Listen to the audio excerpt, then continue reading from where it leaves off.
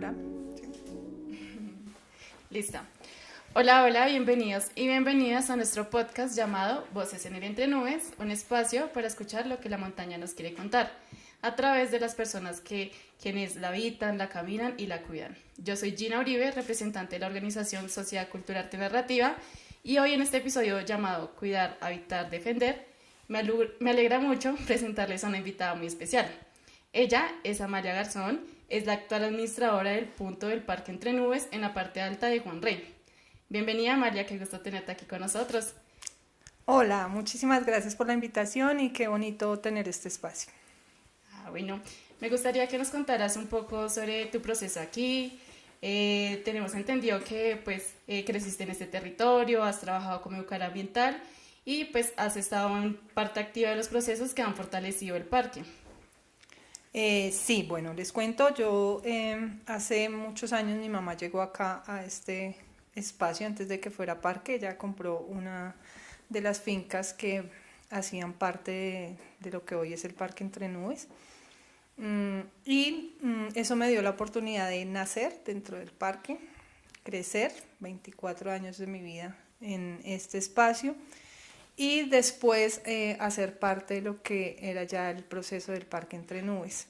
Digamos que inicialmente esto era un área de propiedad privada, todo eran fincas, y si uno se remonta pues a años anteriores de que fueran fincas, pues eran grandes haciendas que pertenecían a unas señoras llamadas las Zapata Cuenca, que eran básicamente las dueñas de todo el territorio y que dentro de su área tenían las haciendas para el cultivo de cebada, para actividades de ladrilleras o, bueno, como se le decía antes, eran los chircales, donde se producía ladrillo. Se sacaban arena también en estas zonas porque digamos que el tema del tipo de suelo que tenemos acá pues facilita estos recursos.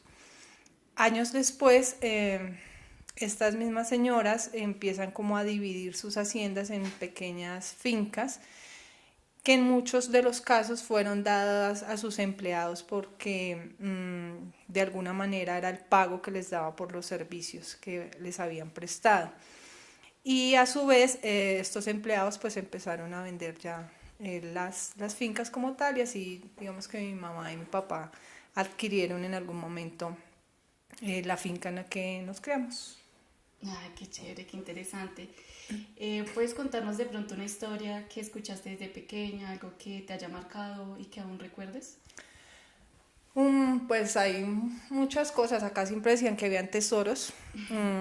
De hecho, decían que bajaba un mono y que era un mono de oro y que se bajaba por la quebrada de la olla del ramo. Y siempre uno estaba como en las noches mirando a ver dónde habían los tesoros. Alguna vez nos pasó con un cuñado y un hermano que ellos salieron como en la noche.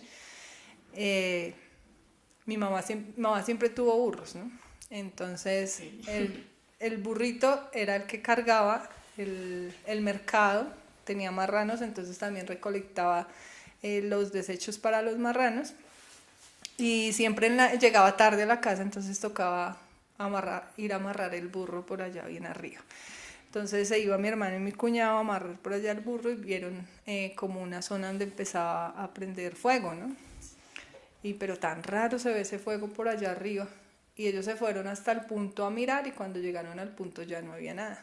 Entonces era el tesoro, ¿no? Y siempre veíamos como cositas así raras. También en la casa, en la finca donde nosotros vivíamos, había la casa antigua donde nosotros vivíamos y esa casa nunca se tumbó, entonces quedó ahí como parte del recuerdo, ¿no? Y en la casa nueva donde vivíamos, pues uno la veía, porque antes vivíamos un poco más arriba. Entonces desde la casa nueva uno veía la casa antigua y alguna vez también se veía allá como una luz, eso sí lo alcancé a ver yo, alumbrar en ese punto, pero pues era como cosas que se veían, ¿no? Curiosa, Sí, sí. curiosidades, Ay, pero tan pues uno chévere. nunca estuvo allá para mirar qué era, ¿no? Son misterios de la Son los montaña. misterios de la naturaleza. Ay, qué chévere. Bueno, Amalia, ya hablando un poquito más del parque, que también fue tu lugar de juego y memoria, ¿Qué significa para ti cuidar este espacio? Yo siempre he dicho que el parque es como yo. O sea, yo crecí con el parque más o menos cuando se empezó a hablar de Parque Entre Nubes era hacia los años 80, yo nací en el 83, entonces yo creo que mi historia parte con el parque, como que es esa transformación, yo iba creciendo y el parque también se iba formando. Y creo que el significado que tiene coge relevancia ya cuando soy grande, porque cuando uno vive en un espacio, y siempre lo he dicho, generalmente uno no se da cuenta de lo que tiene alrededor. Es verdad. Entonces, siempre crecí dentro de la naturaleza. Para mí mis juguetes eran los árboles, era el pasto, eran los animales que estaban alrededor y yo jugaba con esa naturaleza, pero pues no identificaba la importancia que tenía esa naturaleza en mi vida. Realmente cuando empiezo a darme como cuenta de eso es a través ya del proceso del parque, o sea, cuando empiezan a hablar de que esto es un área protegida y que hay que cuidarla y que hay que protegerla, porque normalmente cuando uno vive en esas áreas, pues uno lo que hace es vivir de esos recursos. Entonces, por ejemplo, mi mamá, por muchos años nosotros vendimos laurel, y el laurel de dónde lo sacábamos, pues de acá, entonces íbamos y cogíamos unos bultos grandes de laurel y lo vendíamos. Y esa también era la forma de subsistir económicamente, ¿no? El musgo, que hace mucho tiempo, entonces los pesebres se hacían en musgo y eran unas cosas así grandísimas, hermosas, que hacía uno pues ir a arrancar el musgo. Entonces en mi casa el pesebre se hacía en musgo, pero además vendíamos el musgo. Entonces también cambiar uno esa percepción y entender que la naturaleza tiene una función dentro del ecosistema y que cuando yo le hago daño, pues impacto a ese ecosistema. Eso es de años, pero uno logra también cambiar esa percepción. Entonces, eso pasó conmigo, como poderme transformar. No lo logré con mi mamá, porque mi mamá toda la vida todavía va y busca ramitas de laurel para hacer la cruz de mayo y demás. Pero digamos que conmigo sí pude tener como ese proceso de entender la importancia y de poder hoy decir, no hay que coger el musgo o no hay que coger el laurel por esta razón o por esta razón, que creo que eso es lo importante y es transformar uno el pensamiento, la mente, pero a través de la vivencia, ¿no? Sí, es verdad lo que tú dices, pues eso era algo del día al día que pues las personas normalizaban bastante en esa época, todavía en zonas rurales, pero pues como dices tú, es algo que se puede ir aprendiendo. ¿Qué transformación en el parque te impacta más?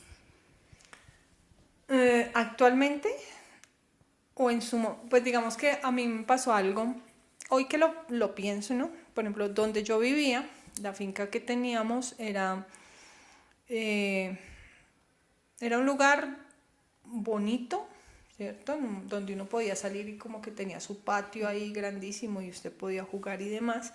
Y al lado de la finca de nosotros había otra que era aún más bonita. Y era aún más bonita porque tenía como agua, tenía unos sitios muy bonitos que a nosotros cuando niños nos gustaba ir como a jugar a ese lugar. Okay.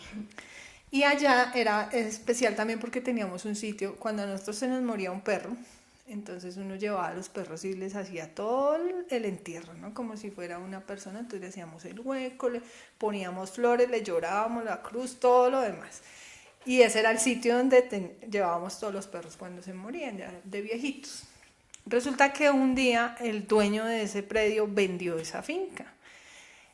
Y cuando la vendieron, el que compró, la compró para una ladrillera.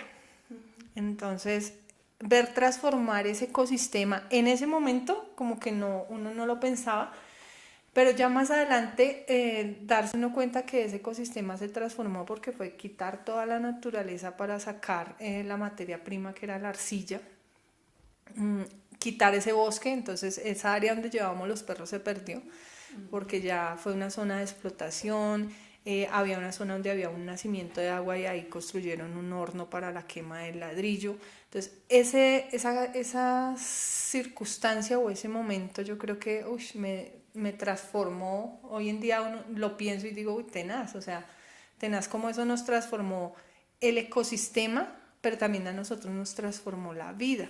¿Por qué lo digo? Porque cuando llegó la ladrillera y hicieron toda la industria, pues también llegaron trabajadores, llegó gente. Y económicamente a nosotros eso nos sirvió porque mi mamá puso una tienda, vendía los almuerzos, vendía los desayunos, entonces en temas económicos nos sirvió, pero en temas ecosistémicos pues fue una transformación muy dura, o sea, un impacto muy fuerte, sí. Y ya ahorita pues uno poder ver el tema del parque como está, digamos, cuando yo llegué a este espacio en educación, pues llegamos y ya había como unos senderos y demás y poder contar con esos espacios y saber que ya era un espacio que se volvía realidad, ¿no? Que se podía utilizar de otra forma y que ya no era la finca, sino que era realmente un espacio para todos, porque en parte lo que nosotros hicimos como propietarios fue brindar un espacio para la ciudad. Entonces, dejar nuestras fincas para que la ciudad o los ciudadanos pudieran tener un parque. Un pulmón verde en la ciudad. Hablando de eso, ¿qué retos implica administrar un parque ecológico en medio de la ciudad? Duros, muchos. Yo creo que el reto más difícil es poder usted mantener el área sin con la presión ciudadana, ¿no? Con la presión de las ocupaciones informales. Ese es uno de los impactos más fuertes que tiene el parque y es como a través del tiempo, aunque se mantiene y se va haciendo realidad lo que es el parque con las áreas que se van comprando, con las instalaciones que se van haciendo, también por otro lado hay una presión por las ocupaciones informales que se van metiendo a las áreas y que a veces no hay las herramientas suficientes para uno detenerlas. Y uno se queda sin herramientas, ¿no? Porque, digamos, yo que lo conocí, digamos que en su amplia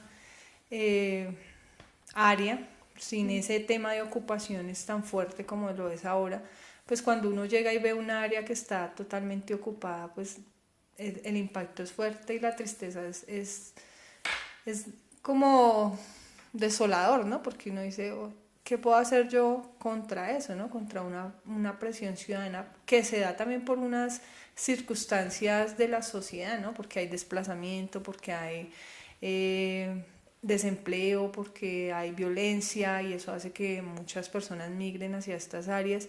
Pero lo triste es ver que es un área protegida y que como área protegida a veces no hay las herramientas suficientes para defenderla de esas ocupaciones. Para seguir sosteniéndola, sí, es un reto que yo creo que debe ser enorme día a día.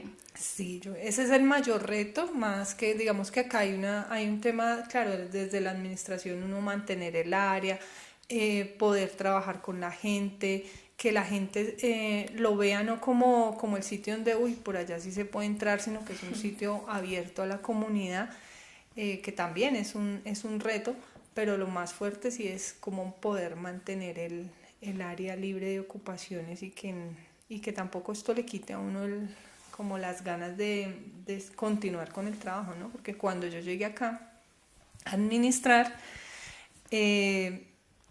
una de las cosas que más me quitaba el sueño era ver que cada día hacían una casa más y que uno trataba de, venga, como a dónde reportamos, qué hacemos, y no había como esa respuesta del otro lado, hasta que ya un día dije, no, esto no me puede quitar el sueño esto porque realmente ya afectaría mi salud. Entonces yo hago hasta donde me corresponde, pero pues lo que ya no se hace, pues ya no es mi responsabilidad y ya no puedo hacer más.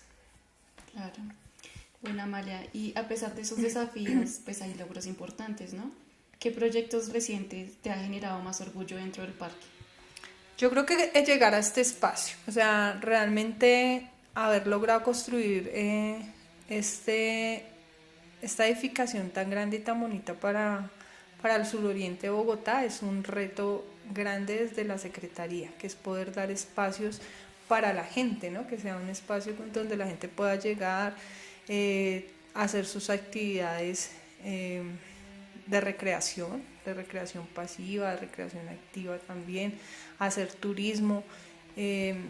Yo creo que eso ya es un logro grandísimo, no solo para mí, sino para la entidad, ¿no? Tener un parque que ofrece también unos espacios físicos agradables, y que están al suroriente, que a veces uno dice, no, pues es que como es en el sur, entonces en el sur hacemos lo más feíto, o lo hacemos como para dejar algo, y acá hay un espacio que realmente la gente se merece, o sea, y que es chévere que puedan entrar fácilmente y hacer el uso de los espacios Claro. gratuitamente, ¿no? Que eso es lo otro. Claro, y pues porque hablar del parque no se trata solo de hablarlo como tal, sino de vivirlo, sembrarlo, celebrarlo pues con la comunidad. Y en eso pues me surge otra pregunta y es, ¿qué papel juegan las mujeres en la protección del parque hoy en día? Tengo entendido que se manejan unas huertas, aparte de la historia que nos contabas de las personas que inicialmente pues tú recuerdas aquí. Yo creo que este es un espacio que se abre, o sea, digamos que no lo había pensado nunca como en ese tema de mujer, pero si uno lo analiza es un espacio que se abre mucho a las mujeres realmente, porque si como tú lo mencionas abajo tenemos unos procesos de huertas que la mayoría de personas son mujeres, amas de casa, madres cabeza de familia, cuidadoras, que de alguna u otra forma encuentran en las huertas un espacio también de tranquilizarse, de ocupar tiempo, Sí. de hacer una actividad diferente, de chismear, como dice, De salir ¿cierto? de la De ir a hablar monotonía. sí, de salir de la monotonía, de hablar con la amiga o con la vecina de la huerta. Acá nosotros también tenemos en nuestro equipo de mantenimiento, la mayoría de personas son mujeres también, entonces también es una oportunidad laboral para muchas que a veces pues no tienen esas oportunidades tan fácil. Acá se abre el espacio y es de admirar porque uno ve acá el trabajo de mantenimiento es fuerte. O sea, Sí. es fuerte uno por las áreas, pero porque también hay actividades que son requieren de fuerza y uno ve las mujeres que trabajan acá en temas de mantenimiento son mujeres muy valientes, o sea, muy valientes que se cargan el bulto, que están haciendo el hoyo para sembrar el árbol, para arreglar la cerca. No son personas que solo estén, que porque es mujer entonces está barriendo o está O haciendo, sembrando allí sí, de sembrando, matica. sino son mujeres que están en Es la verdad. capacidad de hacer actividades muy fuertes y eso también es uno de los talentos que se tiene acá con este grupo de personas. Tenemos también oferta de manzana de cuidado que básicamente es para mujeres cuidadoras. Entonces también es un espacio para que muchas mujeres que no tienen en sus casas esos espacios de participación vienen acá y de alguna manera tienen el lugar donde hacer como su recreación y también olvidarse un poco de las labores de la casa, ¿no? Porque cuando somos mujeres cuidadoras tenemos a nuestro mando o hijos o padres o hermanos, algunos en situación de discapacidad y demás, y esto no les da descanso, ¿no? Es Sí, un no es trabajo de fácil eso. 24 horas. Entonces, este espacio aquí les permite a esas mujeres venir y distraerse un ratico y hacer algo diferente y tener unos minutos de dedicación para ellas mismas. Claro, es algo muy bonito, pues todo eso y cómo lo representas. En eso, pues tú nos puedes contar cómo se vive la memoria del parque en los procesos educativos que tienen acá.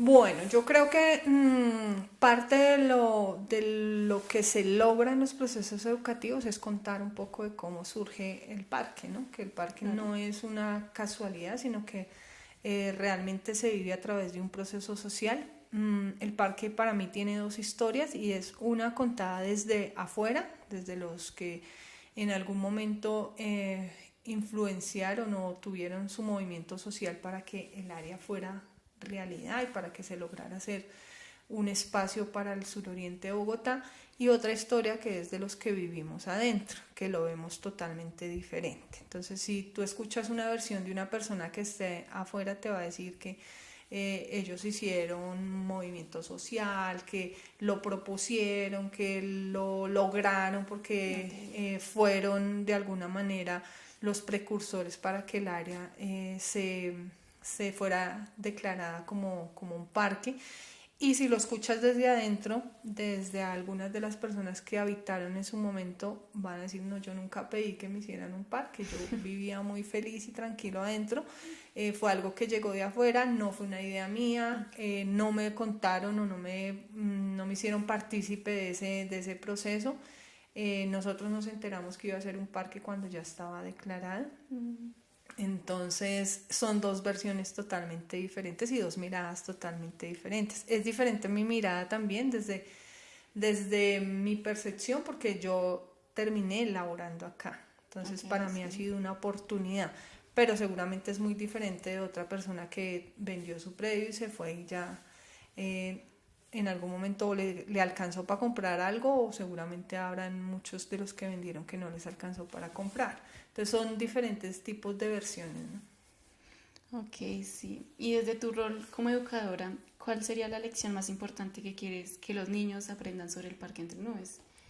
Ya que pues la idea es como tejer pues ese sentido de pertenencia a este parque y pues tratar de sostenerlo y cuidarlo lo mejor posible. Yo creo que pues lo que uno puede dejar o lo que yo siempre trato de dejar cuando hablo del parque, cuando hago educación ambiental, es pues la importancia de entender el espacio, ¿no? De hacerlo parte de uno y de entender la naturaleza, que prácticamente estamos aquí de pie respirando porque hay estos espacios. Realmente a veces uno dice, esa planta está ahí porque yo la sembré, ¿sí? Pero realmente es al contrario, nosotros estamos acá porque la planta está ahí y me está dando el oxígeno suficiente para yo poder respirar y mantenerme en este lugar, en este planeta. Sí. Entonces yo creo que lo más importante es entender que la naturaleza está para nosotros, ¿cierto? Está para servirnos a nosotros, no nosotros para servir a la naturaleza. Y eso es parte de los procesos de educación ambiental, que entiendan eso y que entiendan un poco que este es un espacio para la gente y que en la medida en que yo lo cuide y lo proteja y me apropie de ello, pues también voy a mantenerlo en el tiempo y voy a evitar que esas ocupaciones que están alrededor sigan creciendo y sigamos perdiendo área del parque. Claro. Bueno, hablando ya un poco más de eso de la fauna y la flora, si tuvieras que presentarte al parque como un personaje, ¿qué especie, fauna, flora te representaría y por qué? Yo soy un colibrí, yo creo, porque me encantan los colibríes y además porque siento que es un animal o un ave como enigmática, como que siempre está presente pero no es tan fácil verla, ¿no? Exacto. Entonces como que está en la naturaleza y si tú no pones atención, no es tan fácil que la veas, pero está cumpliendo una función muy importante que es la de polinizar. Así soy yo. No soy tan fácil de ver, pero trato siempre de estar presente en el espacio y hacer que funcione, ¿no? Que ese es mi interés. Yo creo que uno acá es pasajero. Hoy tengo la oportunidad de estar aquí. Tuve la oportunidad, yo creo que he hecho también el curso completo porque he sido comunidad, luego pasé a ser parte de la entidad, pero empezando desde un proceso de educación, trabajando con niños, con colegios, con universidades, con comunidad y después llegué aquí a administrar. Entonces he hecho como el curso, ¿no? Sí. Mañana no sé dónde esté, pero creo que la oportunidad de haber estado acá y de dejar algo para la gente realmente, y eso es lo que yo siempre he buscado, y es que las personas entiendan que este es un espacio de la comunidad y que básicamente ellos son los que cuidan, los que hacen que esto permanezca, porque los espacios sin comunidad pues básicamente no son nada. Sí, se pierden. Ahora, soñando un poco, si tuvieras recursos ilimitados, ¿qué proyectos te gustarían implementar aquí? Lo primero que haría es terminar de comprar todos los predios que están que no se han podido comprar, porque eso nos ayudaría también a evitar que siga creciendo las ocupaciones. Entonces delimitaría también todo el parque y lo cerraría para que no se nos estén entrando por todo lado a hacer daños, males y demás. Y aquí siempre hubo un proyecto que a mí me gustó, que era hacer una tarabita, y eso me hubiera gustado que hubiera como unos espacios también para recreación activa, porque si bien este es un espacio ambiental, pues acá la comunidad no tiene muchos espacios para la recreación. Entonces básicamente que acá vienen y hacen sus actividades cotidianas. Entonces aquí se permite elevar cometa porque eso es una tradición de la gente de toda la vida, y yo prohibirles eso pues sería mal. ¿Por qué? Porque esa es su tradición y porque el parque creció a partir de esas actividades de la comunidad. Haría muchísimos espacios más para la gente, unos senderos un poco más arriesgados, atrevidos, como algunos puentes elevados, con sí, algunas cosas así que fueran muy llamativas para que la gente viniera y pudiera tener una experiencia bonita del lugar. Sí, disfrutarlo. Bueno, y ya para cerrar, ¿qué mensaje te gustaría dejarle a quienes nos escuchan y a quienes no conocen este parque? Que vengan a conocerlo, que realmente cuando uno viene y conoce se da cuenta pues del espacio que tenemos el mejor mirador de Bogotá, sí, que está aquí en Entre Nubes, que está en el mirador de Juan Rey, y que nos demos la oportunidad no de leer lo que dicen las redes o lo que de pronto a veces se escucha, ¿no? Que es inseguro, que roban, que atracan, que pasa, sino hay que venir a vivir la experiencia. Claro. Para poder hablar de ella. Entonces Listo. Cada quien habla de el sitio de acuerdo a cómo le va. Entonces la invitación es esa, a venir a explorarlo y a conocerlo. Listo, Amalia, muchas gracias por compartirnos pues tu experiencia, tu mirada, el compromiso que has sostenido en el Parque Entre Nubes desde tantos frentes, ¿no? Escucharte pues nos recuerda que cuidar el territorio también es una forma de habitarlo, defenderlo y de construir un futuro desde el trabajo diario. Y a quienes nos escuchan, gracias por seguir siendo parte de este recorrido sonoro. Esto fue Voces en el Entre Nubes, un podcast donde la montaña habla a través de su gente. Nos escuchamos en un próximo episodio. Chao, chao. Chao, muchas gracias.